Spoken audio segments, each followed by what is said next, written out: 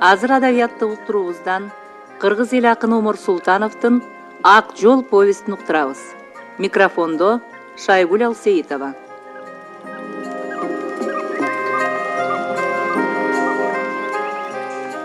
Атчасынан кош куруп, мурдун аркы терки арчып алды да, айтылган сөз эч бир таасир этпей, буруйуп турган мени өзүнө каратты.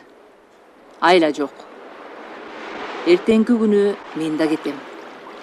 Анда канттың байкушум. Тагдырың эмне болот? Байкем дагы тунжурай түшүп, астыңкы эрдин кырча иштегендей болду. Элдин сендей балдарын карачы. Олар ага жарап жүрөт. Антпей кайрат кылыш керек.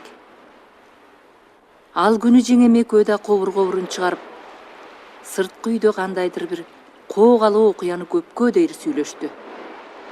Ажаркүл жеңем шолоктоп ыйлап, кайра сооронуп калып жатты. Же мага гана ошондой көрүнөбү? Ажаркүл жеңемдин кабак бүркөп, капа болгондогу түрү кээ бир адамдын кубангандай көзгө жагымдуу эле. Мен аны үлбүрөгөн сулуу деп айта албаймын. Ал анча сулуу деле эмес. Өңүндө май чачырагандай нокот кара сепкилдери бар. Эки өрүм кое берген узун чачы мүчөсүнө жарашкан орто бойлуу келин эле. Бирок анын өңүндө мен сөзүм менен айтып бере алгыс жагымдуулук жаркырап күйүп тургандай көрүнчү. Ошондой касиет көрүнгөндүн баарында эле болбосо керек.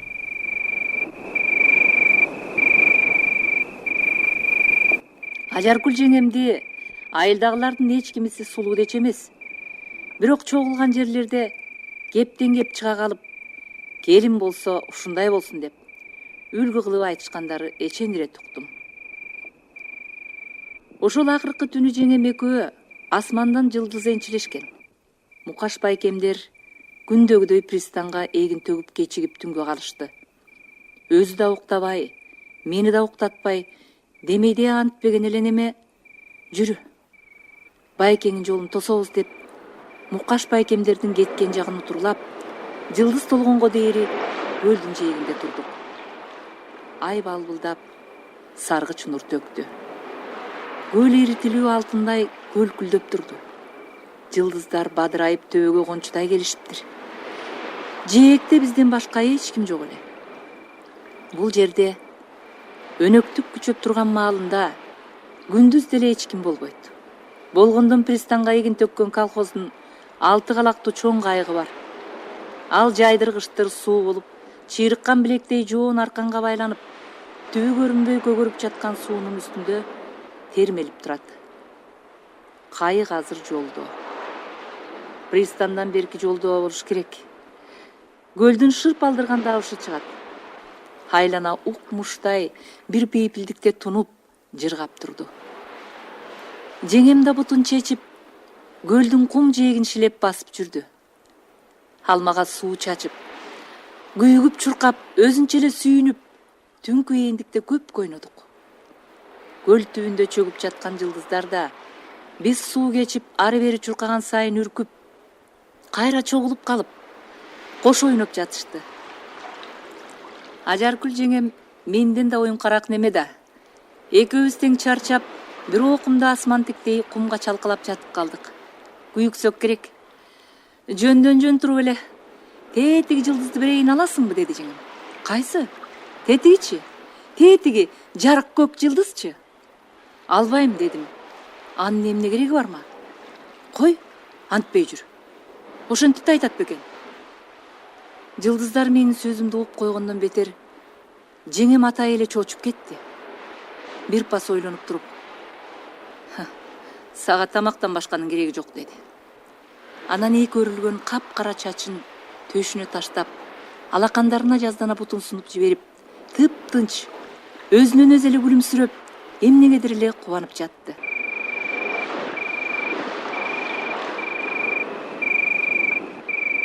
Ал сүйүнгөндөн бүткөн бою чыңалып, жанында жүргөн мени унутуп, өзүнчө бир башка дүйнөдө жүрдү.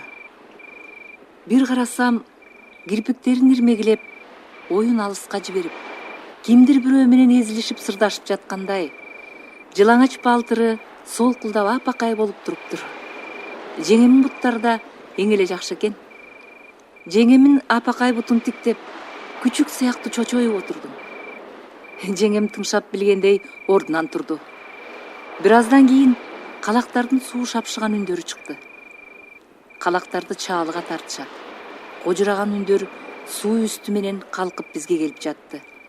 Мен сүйүнүп, зериккен кулундай ары бери кум тебелеп жүгүрдүм. Тигилер бут серип албай чарчашкан экен. Кайыктын мурду жээктин кумун сүзө токтогон соң, улуттарынан араңдан зорго өйдө болушуп, кайыкты арканга бекитип байлашты да, бирден калактарын көтөрүшүп, айылды көздөй каалгып басып кетишти. Мукаш байкем бизди көрдү. Шалдайып чарчаганын унутуп, "Күттүңөрбү?" деди. Жеңем жашынып артта калган. Чуркап келип, байкеми жаш балдарча коркутту. "Эмнеге чыктыңер?" деп таарынып, бирок таарынычка жооп албастан, эркелеп мойнуна кайрадан эки колдо басылып, дүнүйөсү түгөл болуп, мындан башкага эч нерсенин кереги жоктой жыргай берди. Жеңем кайра асылып, оюнкараак баладай болот. Байкем кантет деп коюп, олбурлуур неме жеңемдин асылганын чыңын конгондой көргөн жок. Кайра андайга көнүп бүткөнсүп, эгер жеңем антпесе, өзүнүн да кумар сагынычы таркабай калчудай жайына коет. Экөөбүзгө тепе-тең бөлүп момпосуй берип, жумшак кумга чалкалай жата кетти. Жеңем болсо атасына арыздангансып, "Кичине балага жылдыз энчилеп берсем албайт" деп буруң этти. Жеңем асмандагынын баары анын кожолугунан бетер. "Сага да жылдыз берейинби?" деди. "Бер ажа, бере кой. Мен алам" деди Мукаш байкем. "Анда тетигин ал." "Кайсыны?" "Тетигиничи. Тетиги жарык көк жылдызчы." "Алдым ажа." "Эми менин жылдызымды сен ал ажа." Мукаш байкем ошол жарык көк жылдыздын катарында турган бирөөнү көрсөттү окшойт. "Макул, макул, алдым. Жылдыз алаканына түшүп калгансып кудуңдап кетти. "Ошону алдым." Биз ажам экөөбүз дал ушул жерге мындан мурдада байкемин жолун тосуп, эчен жолу келгенбиз. Кайык менен эгин ташылганы Кудай билет. Күн куру калган жокпуз го. Ар бир келген сайын ажам күйпөлөктөп, "Аман болгой эле, эмнеге чейет" деп чыдамы кете берчү. Бирок бул түнү андан бирөө жок. Көптөн күткөн майрамы сыяктанып, өзүнчө эле жыргай берди ажам. Жетигилер бири-бирине жылдыздарын энчилешкениneби, ошентиби, айтор бул түн мага да башкача сезилди. Чоң кайыктын жалгыз калагын сүйрөп, жылдыз толгон кезде үйүбүзгө келдик.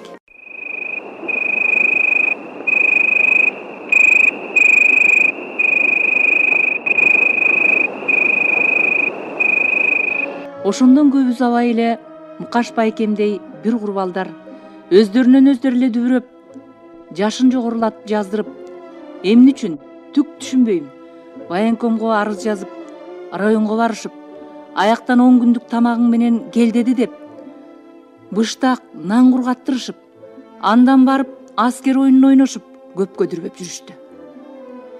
Акыры колдоруна бирден повестка тийип, урушту көздөй жөнөмөк болушту. Эртең жөнөйбүз деген күнү байзак кетип аткан баласы Айтбайга түлөө өткөрүп, баары ошондо чогулушту. Кечинде Айтбайдын келинчеги Каныйпа биздикине келиптир.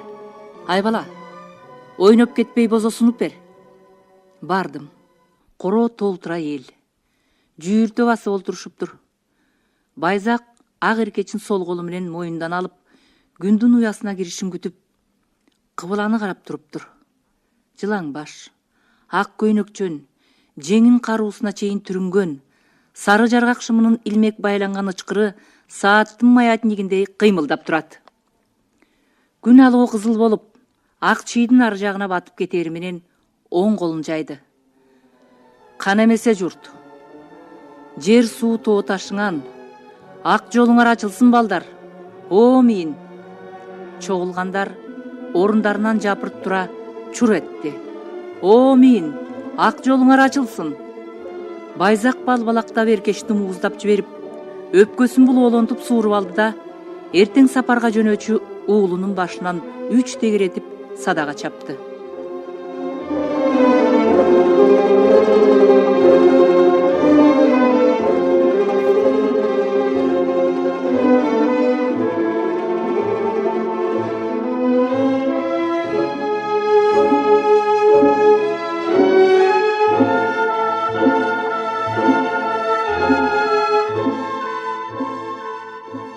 Ошондон кийин короодогу эл ак тилектен ооз тийип, конок болууга үйгө киришти. Сыртта самоор кайнап, очокко казан асылып, баш куйкаланып, аба заматтагы уйкум жыттанды. Төркү үйгө сакалдуулар жайланышып, сырткы үйгө жаштар отурушту. Биз боз жаш балдар эчтеме менен ишибиз жок. Бир чыныбоз оозубузга тийсе тийип, тийбесе жок, чуру-чуу сала сыртта ак чөлмөгө ойноп, үйгө кирип чыгып жүрдүк. Амазбай, Болжур, Мусабай баштаган сакалдуулар ковур-ковур үн чыгарышып, төркү үйдө узак кепке киришкен. Мени жаштарга аяк сунгуч кылып коюшту. Алар чыны черткен торгой көз бозо 3-4 кайталанган соң, ырда, сүрөөн да көбөйүп, эки-бир курдай ичкилик ичилгенден кийин өлбөй кал деген сыяктуу тамаша сөздөр ого бетер дембедем учуп чыгып, Байзактын чакан үйүн үч көтөрдү. Жапжаш күйөөлөрүнүн колтугуна ыктай олтурушуп, алар азыр кашында турганына дүнөөлөрү түгөлдөй өздөрүн бактылуу сезип, бирок эртеңки күнү алардын жол тартышарын эстешеби, эмнегедир анда-санда көздөрүнөн уурданып, жаш агызып, келиндер сызылган жагымдуу ичке оон созуп, үйдү эритип жибере тургансып ырдап жатышты.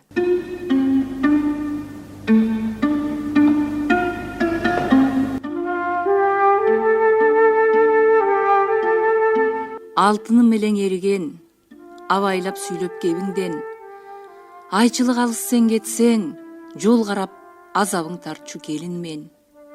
Күмүшү мелең эриген, күйүшүп сүйлөп кебиңден, күнчүлүк алыс сен кетсең, жол күтүп күйүтүң тартчу келин мен.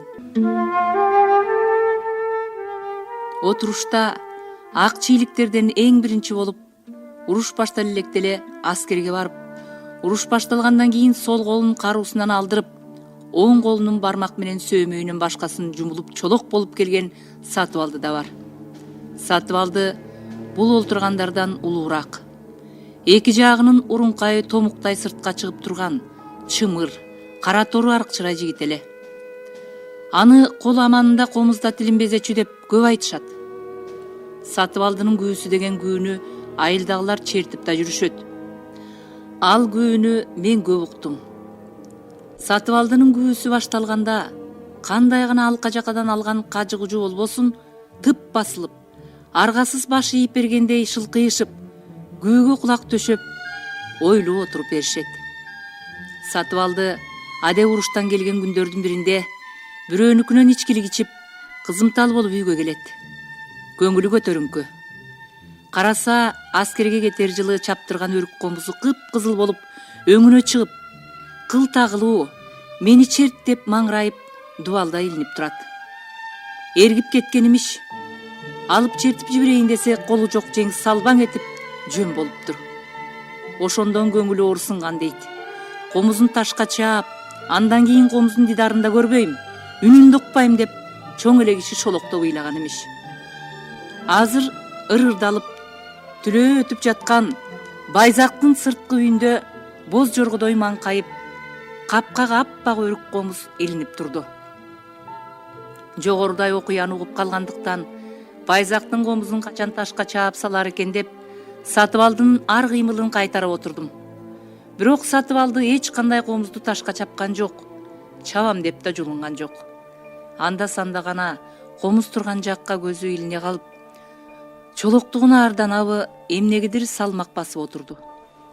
Элдин ыркын бузбай, кези менен оозуштан ызалуу күлүмсүрөп, пилоткасын көзүнө түшүрө кыйшайтып, тунжурайт да тунжурайт.